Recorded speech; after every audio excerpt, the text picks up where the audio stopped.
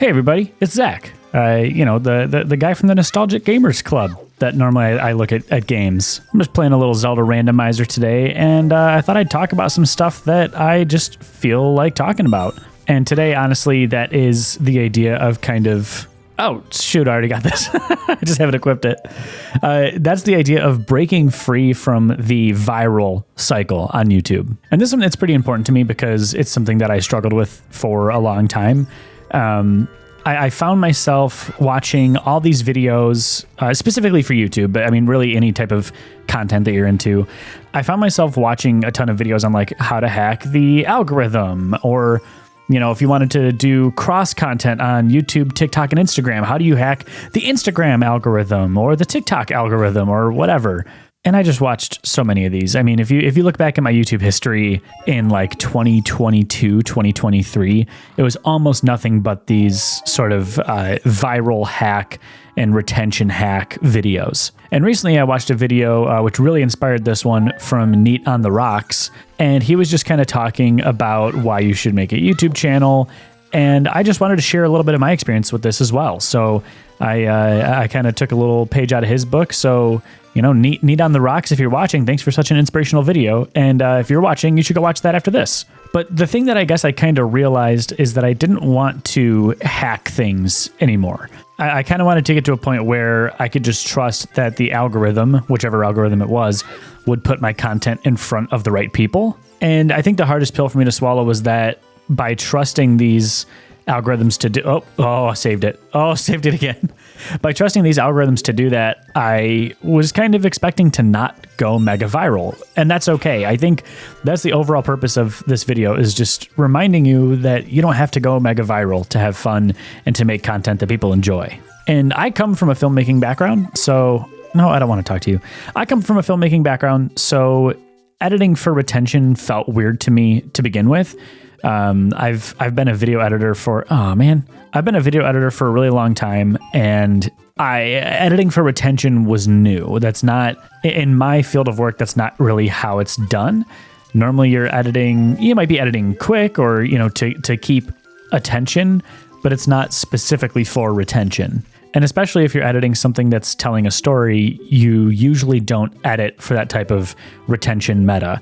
And that's honestly not what YouTube's looking for that much anymore anyway.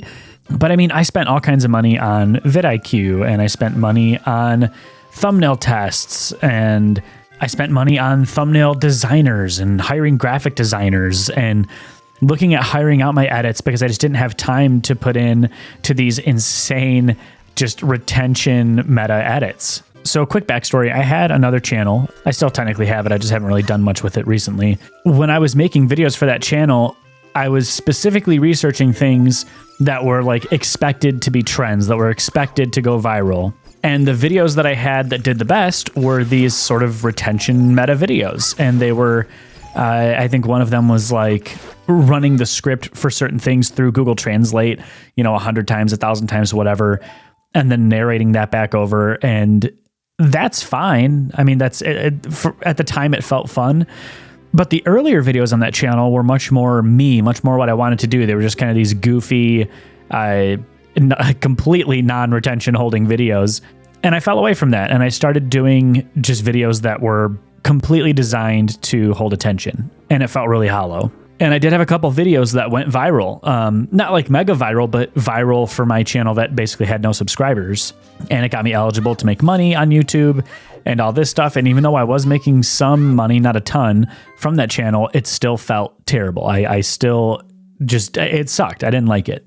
So I stopped and I started this channel. And the whole point of this video is that I think you probably should too. You should start a channel about whatever you feel like making content about and not worry about whatever anyone else is doing or any sort of retention meta or anything like that. And if you're watching this, you've probably been fed a lot of content about why you need to create viral content and make a dropshipping store and quit your day job and essentially just, become a dancing monkey for money. And I fell victim to that too. And honestly, I ended up spending a lot of time and a lot of money trying to chase down that dream. And I'm not saying it's bad if you want to make money doing, these sort of viral tactic type things. But I think it's also important to note that you're not going to keep making money with that. If you strike gold with virality, and I know a lot of people who have, you will make some money. You'll probably make a few bucks, but you're not going to continue to make that money. I could have just used the platform there. What are you doing, Zach? You're not going to continue to make money after that virality wears off. If you're an extremely talented content creator, maybe you have other ways of staying on top of that virality to an extent. But I really don't think it's the healthiest way to go about it, because you're going to burn out. And even for me, at the time, I was really not enjoying my job. And I still enjoyed my 9 to 5 more than the stress of, every video has to be perfect and there can't be any mistakes and the retention has to be amazing. And it honestly put me in a position too where if a video did poorly, I let that reflect on myself. I'm like, what did I do so wrong? How did I mess up this badly? And even worse, I got to a point where I started to think, well, maybe I'm just a bad creator. Maybe I'm not a creative person because these videos are not performing well on one platform. And that completely shifted and changed for me. Why are these things huge? Did I scale these up in the randomizer? But that all changed for me when I started this channel, because I asked myself what I really want to make, and I went out and I made it. I mean, I'm being serious when I say that I used to spend weeks, if not months, planning and scripting and making sure that the next video was going to be a massive success. And sometimes it worked, but a lot of times it didn't. And so what ended up happening is that I got on the phone with one of my buddies. I was just kind of walking around in my basement, and that's where I keep all of my retro gaming stuff. And I had the thought of like, maybe I should just start talking about the front and back cover of these games. And that's what led to this channel in the first place. So I thought I would share with you guys what I think you should do if you're feeling stuck in this sort of viral cycle of content creation. I would start by just thinking about what you love. I think that is the first and easily the most important piece. So is that gaming? Is it movies? Is it gardening? Whatever it might be, just be very honest with yourself. Next is to film yourself doing the things you love and sharing your experience with it. So I keep slashing at things because these controls are inverted from what they normally are. I'm playing on a PlayStation controller and it just feels wrong. But it's also important to note that you don't even need a camera. You can do just audio, or you can use your phone as a camera. You don't need to have like the latest and greatest and fanciest gear. You can start doing this with literally whatever you have. If you're doing gaming, all you need is a mic because, I gotta wait for this guy. All you need is a mic because you can just record your gameplay and talk over it like I am right now. Next step would be learn how to make kind of basic thumbnails. And that's not super important. We're not trying to go mega viral here. The whole point is to just make content that you like and that you're excited to share. Virality is secondary. You don't need it right now. And again, from my previous experiences, I don't know if you really want it at all. There's a lot of baggage and negativity that comes from that type of virality. And in my opinion, a lot of times it's just not worth it. But here's the difference. If you go viral making content that you're excited to make, that's a completely different story. Because the content that you're excited to make, if that does go viral, is content that's not going to feel like a chore every time you go to record it. And that's the exact experience I've had with this channel. Is I love retro gaming. That it's never felt like a chore for me. I just love it. And so every time that it comes time for me to record a video, I don't have that same thought in my head of like, oh man, I got to make this week's piece of content. It just doesn't feel that way. Also, don't get hung up on what other people are making. Don't feel bad if you make a video that's kind of already been made. There are a million Let's Play channels out there, but guess what? Somebody's going to like your Let's Play style better than the other person's Let's Play style. There are a million movie review channels out there, but someone's always going to be looking for that next review, and that could be coming from you. And once you get your content, the real key here is to just publish.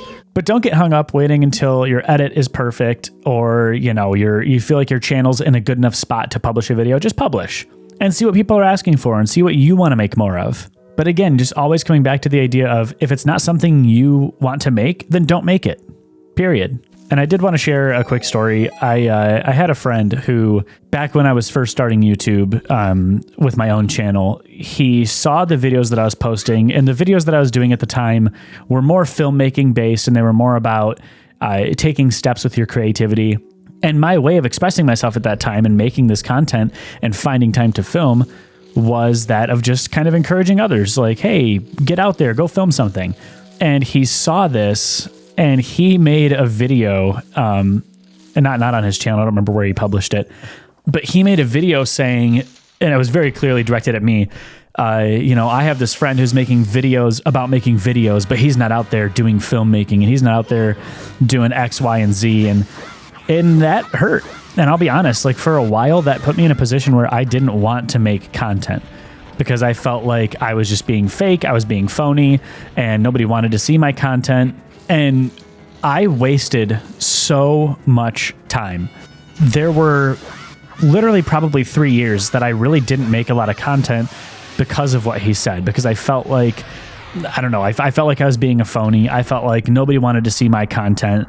You know, if somebody wanted to see some inspirational filmmaking stuff, they're going to just go watch Casey Neistat. And it was that bullied mentality that I had that truly did stop me from making a lot of content. And I feel like if that didn't happen, I may have gotten to a channel like this a lot sooner.